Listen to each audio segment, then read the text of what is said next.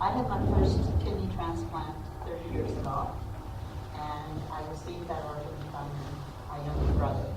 He was 11 months younger than me. I told him to push me out of my crib, so he really did owe me an organ. But he very generously donated that organ, and he is continuing to do well as a family of 5, and they're university-bound at this particular point in their lives.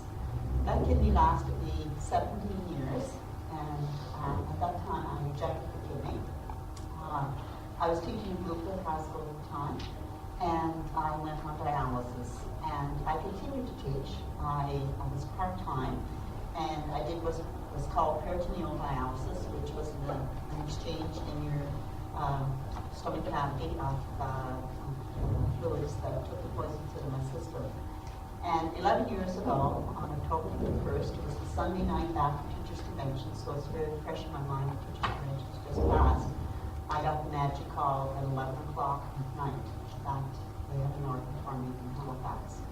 And I called my principal, Jean Murphy, and told him that the day had arrived. You better get a sub for me for a little while. And at that time, the ferry boats were still crossing, 1996.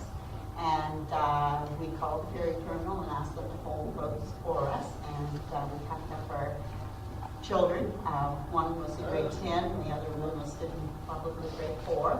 And found a place for our dog, and away we went. We caught the last ferry crossing that night to Halifax, and received my kidney the next day. And I am forever grateful to the family who took the time to think about what they did.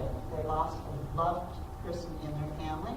It was a very difficult decision for them, I am sure, a very difficult time. But they honored the wishes of their loved one and made the donation. And I had 11 years of perfect health, and I wanted to prove something to myself today by walking from Provinces to the school. And I did it to bring awareness to you people about the importance of organ donation. There are people dying every day in Canada. Robert Goulet, who means nobody to you, but you might have heard on the news, died yesterday because he was waiting for a lung transplant that he didn't get. Okay?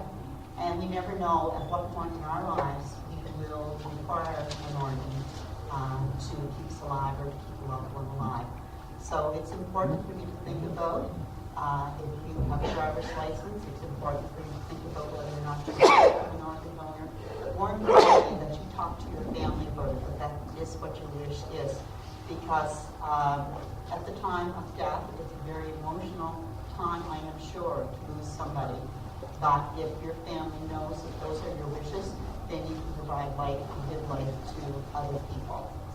Okay, so that's all I have to say today.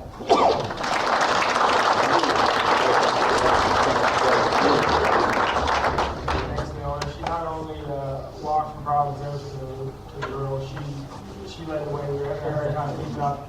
I had to reel her back in a couple of times. So it's great to see that your health is good. I'd like to call on Vanessa Mackinnon to come forward and say a few words as the torch champion for Charlottetown.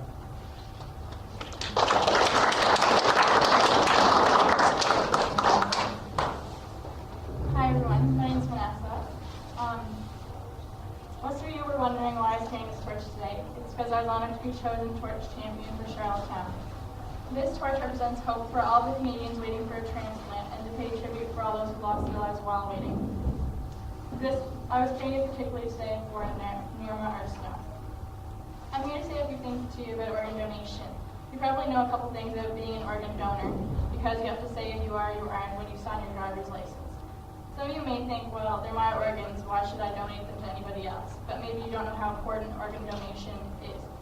I didn't know a whole lot about it when I first joined this great campaign step by step. I checked up to be an organ donor on my license, but I never really thought much about it. Well, I've done some research now, and it's amazing how many lives that one decision can save. It can save up to 8 and restore over 30 others. Wow, that's a lot of families that will not have to go through a loved one dying while waiting for an organ, like the 147 Canadian families that had to deal with that loss last year. And there are over 4,000 Canadians now waiting to receive organs. Most Islanders and Canadians probably don't know that all they have to do is tell their loved ones that if death was to occur unexpectedly, they would you want to be a donor. Please tell your family if you wish to be an organ donor. You can change lives. It's your decision. Thank you.